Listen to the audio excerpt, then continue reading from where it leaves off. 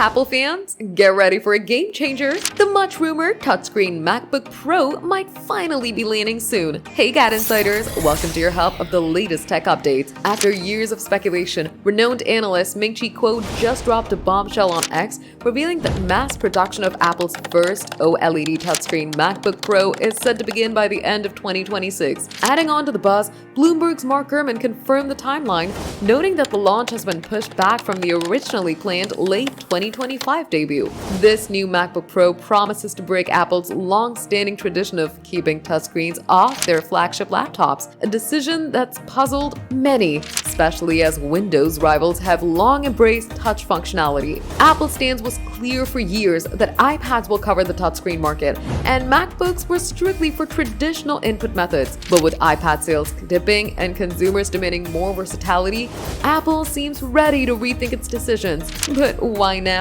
The laptop landscape is evolving fast, and users want seamless, intuitive experiences that blend touch with power. Windows laptops have set the bar high with touchscreens, and Apple doesn't want to be left behind. An OLED touchscreen MacBook Pro could transform the way creatives, professionals, and everyday users interact with their devices, combining stunning visuals with the control we all expect on smartphones and tablets. While the foldable iPhone is still in rumors, the touchscreen MacBook Pro's arrival could mark a bold new chapter for Apple. If the leaks are real, then late 2026 or early 2027 will be the time you can get a laptop that responds to your every touch. Are you looking forward for the new MacBook? Let us know in the comments. If you liked the video, give it a thumbs up. Subscribe to GadInsider, and don't forget to hit the bell icon so you never miss any tech update.